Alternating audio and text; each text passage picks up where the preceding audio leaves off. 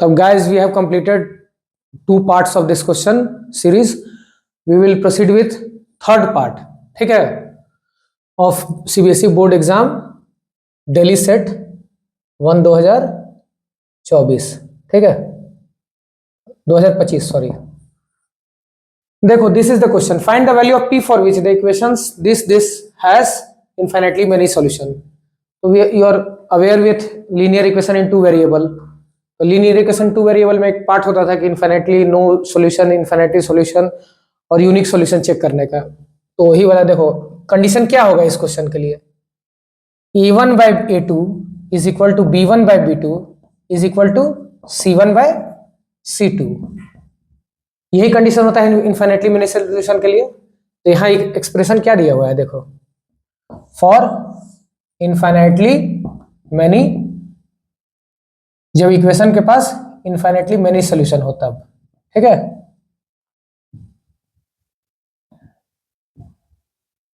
ठीक है, अब मान लो ये फॉर्म है, कब होता है a1x plus b1y is plus c1 is equal to 0 हो गया तब.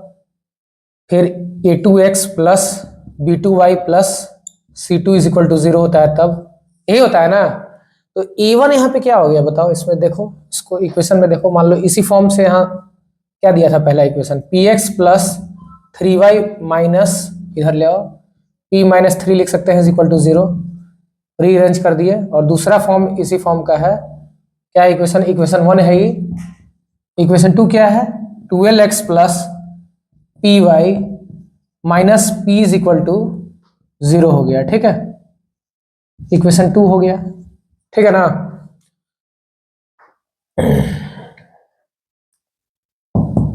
a1 यहां पे कितना हो जाएगा, a1 p हो गया, इससे a2 क्या हो जाएगा,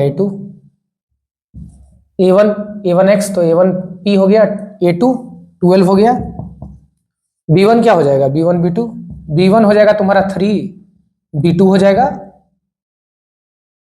p हो जाएगा. c1 क्या हो जाएगा, c1 माइनस p माइनस 3 हो जाएगा. ठीक है, c2 क्या हो जाएगा, माइनस p हो जाएगा. ठीक है, अब देखिए कंडीशन क्या बोलता है, a1 by a2 is equal to b1 by b2 is equal to c1 by c2, यही ना निकालना है. तो पुट कर दीजिए क्वेश्चन में, p by 12 is equal to 3 by p is equal to, simple है, इस इक्वेशन में पुट कर दीजिए.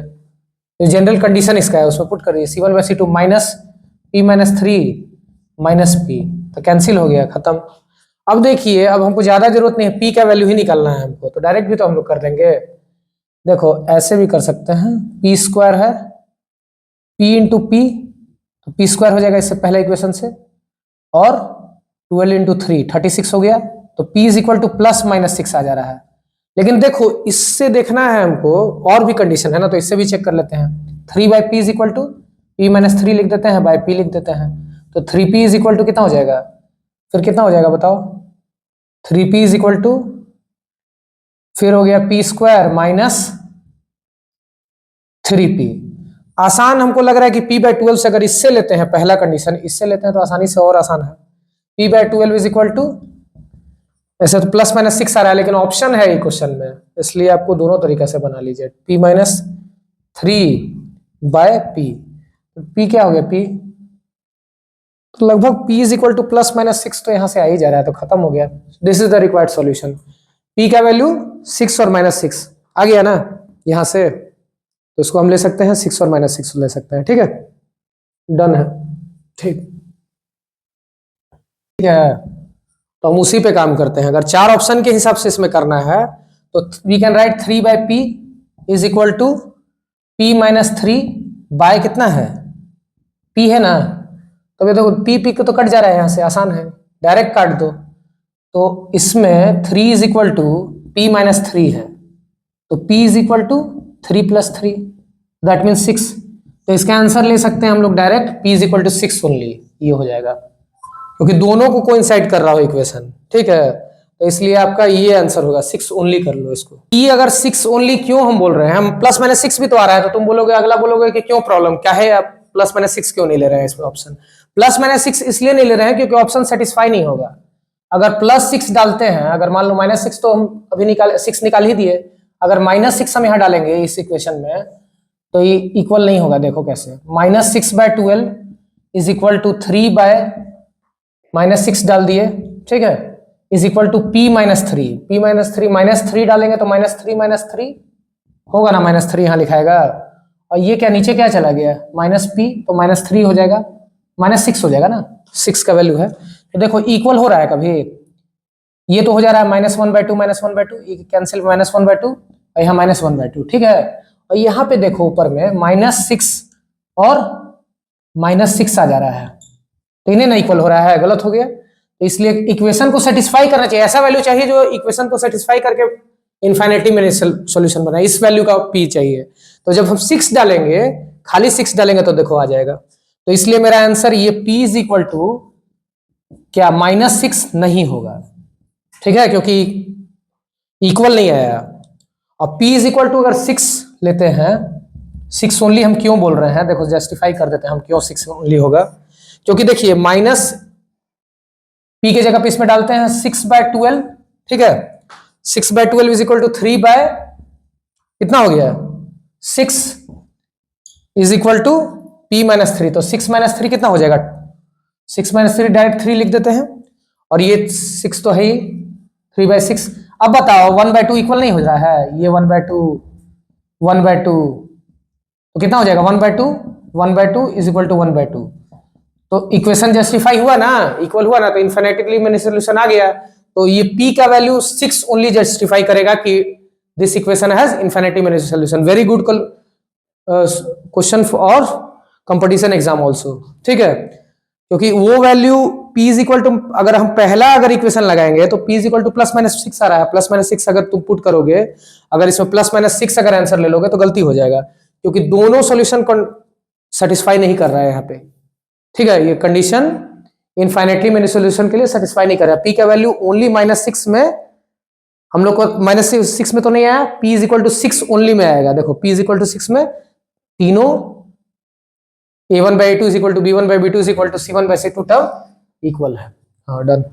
गौरव Singh, we have completed set of 4 questions and in this context we are going through 5th question solution. given is what, mean is 10 and median is 11, we have to find mode. This is the relation, this is very important relation for statistics.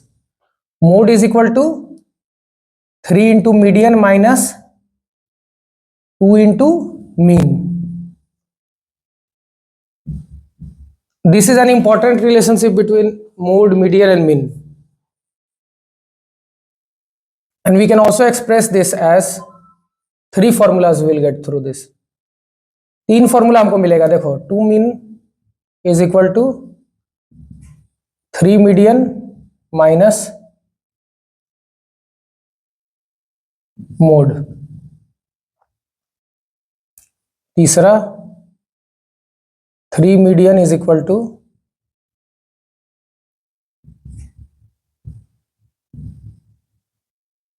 3 median is equal to mode plus 2 into mean. There are this 3, we will take help of this 3. हम लोग तीनों formula को use कर सकते हैं निकालने के लिए।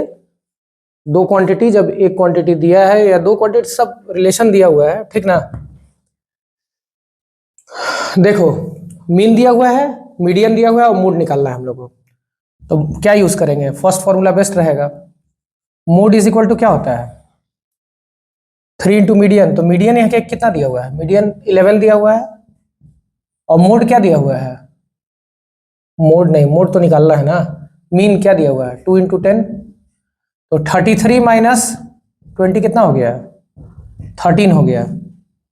तो this is mode, this is the required solution, हो गया, done. We have completed set of 5 questions. Now we will deal with 6th question, that is the question of linear equation in 2 variable, ठीक है। linear equation 2 variable का equation दिया हुआ है, देखो एक equation 30x plus 44y is equal to 10 है और 40x plus 55y is equal to 13 है।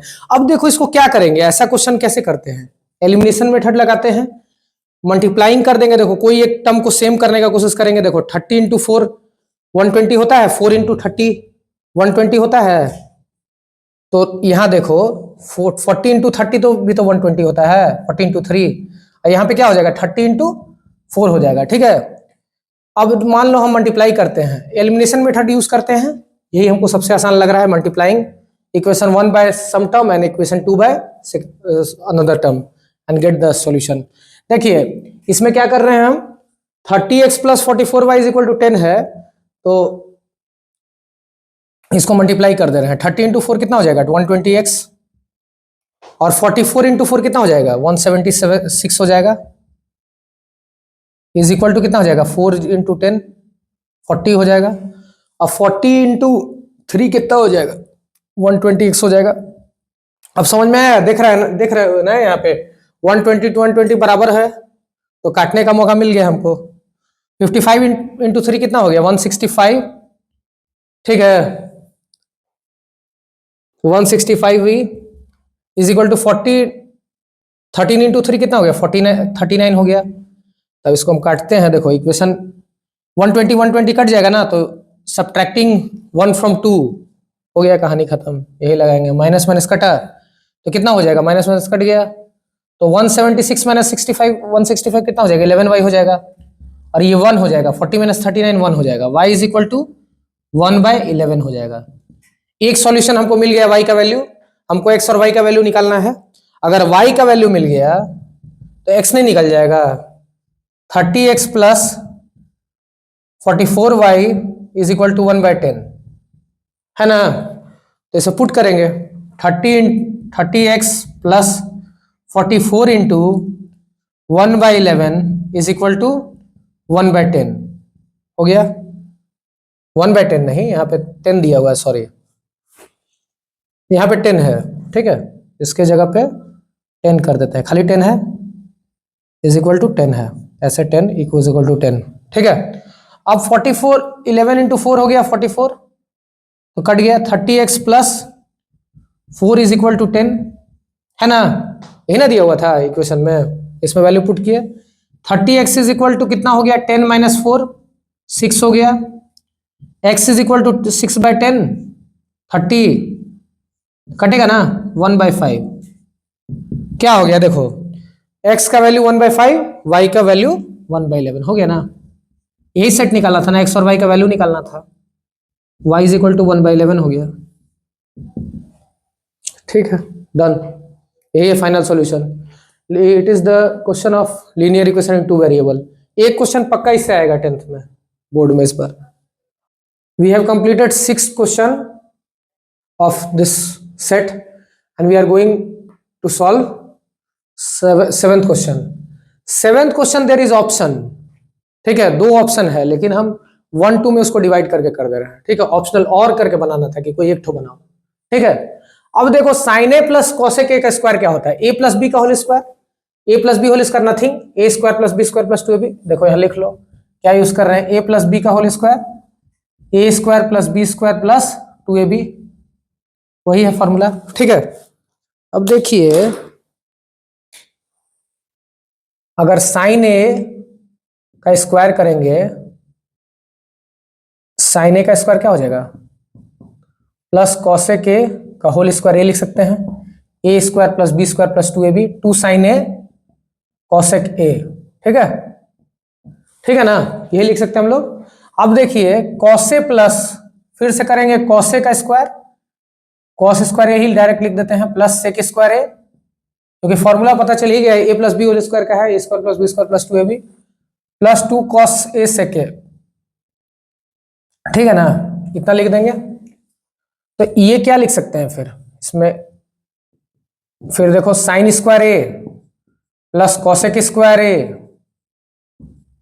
Plus 2 sine A cosec A, sine A 1/sin A, cosec A sine उल्टा है, plus cos square A plus sec square A plus 2 cos A sec A. अब देखिए सेके के जगह पे क्या लिख सकते हैं 1/cos ए, कैंसिल हो गया, खत्म। तो sign square A plus cos square A, cosec square ए ना, कॉसेक स्क्वायर ए प्लस, अब देखो 2 है, ये 2 बच जाएगा, plus cos square A plus sec square ए, ठीक है। तो इक्वल टू क्या हो जाएगा ये बताओ, साइन स्क्वायर ए और यहां भी है ना प्लस 2 बचा हुआ है, तो 2 प्लस 2 4 हो गया। तो sign square A plus cos square ए क्या होता है, आइडेंटिटीज पता है। Sine square A plus cos square ए क्या होता है, 1 होता है।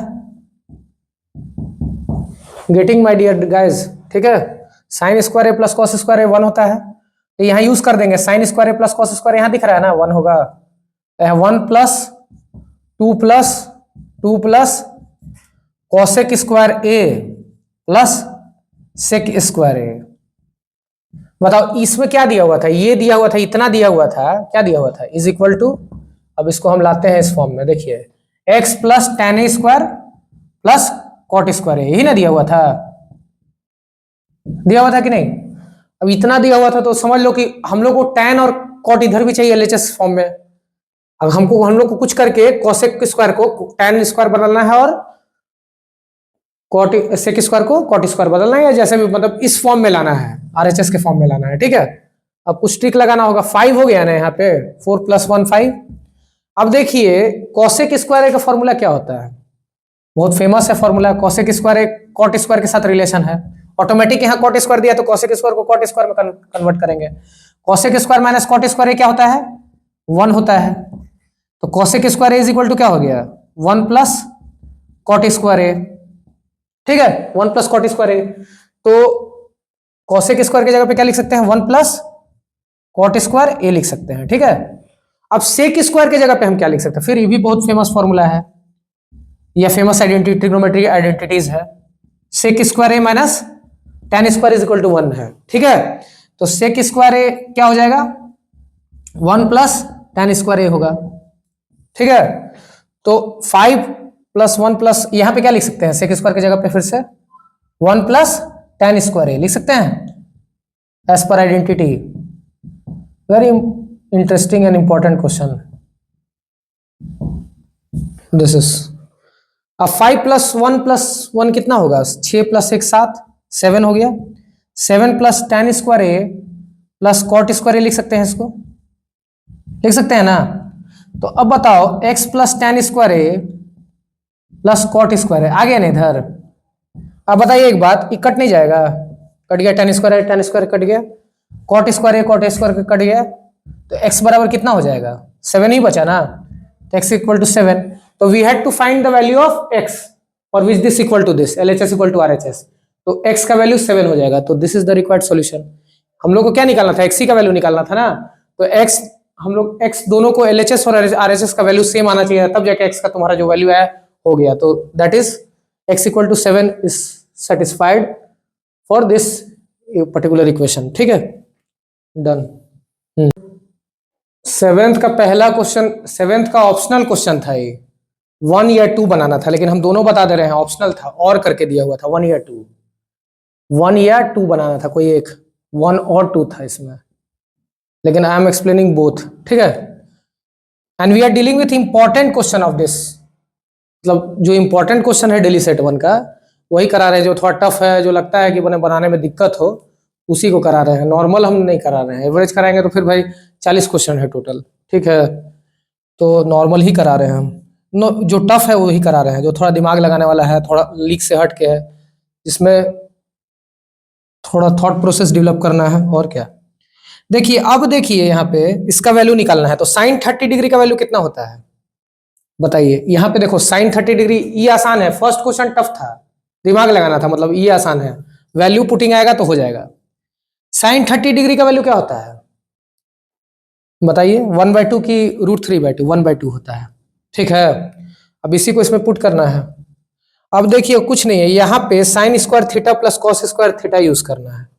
Sine square theta plus cos square theta कितना होता है, 1 होता है, इसका यूज करेंगे। दो चीज यूज कर रहे हैं, लिख लो इसको दिमाग में, sine square theta plus cos square theta 1 होता है। एक तो साइन 30 डिग्री का वैल्यू और sine square theta plus cos square theta equal to 1, यही यूज करेंगे यहाँ पे। देखो अब 3 इंटू साइन 30 डिग्री का वैल्यू कितना होता है 1/2, और साइन 60 डिग्री का वैल्यू तो √3/2, इसका यूज नहीं है यहाँ पे। 1/2 का क्यूब हो गया ये। अब देखिए वैल्यू पुट करते जा रहे हैं, क्यूब है तो क्यूब में पुट करते जा रहे हैं, 2 कॉमन ले लिए, sign square 50 degree plus cos square 50 degree, ठीक है। अब एक बात बताइए, 3 इंटू 1/2 तो 3/2 होता है, -4 इंटू 1/2 का क्यूब तो 1/8 हो गया, कट गया 2 sign square theta plus cos square theta कितना होता है 1 होता है, तो यहाँ sign square 50 degree plus cos square 50 degree कितना होगा इस फॉर्मूला से, sign square 50 degree plus cos square 50 degree is nothing but 1, क्योंकि sign square theta plus cos square theta, यहाँ पे थीटा का वैल्यू 50 ले लो, वही ना हुआ, फॉर्मूला पे आ गया डायरेक्ट। तो यही दिमाग लगाना था इसमें, तो यहाँ पे 2 इंटू 1 हो जाएगा डायरेक्ट, ठीक है। तो साइन स्क्वायर यहां से लिख सकते हैं, sine square 50 degree plus sine square 50 degree plus cos square 50 degree is equal to 1 हो जाएगा ना। इससे सॉल्व करो अब, 3/2 माइनस 1/2/2, ठीक है। तो 3 - 1 एलसीएम लिए तो 2 इंटू 2 तो 2/4 हो गया, काटो इसको 1/2। This is the required solution of this expression. Value यही है, इवेल्युएट करने के बाद हम लोग को वैल्यू निकालना था, वैल्यू आ गया 1/2, that is the required solution, हो गया।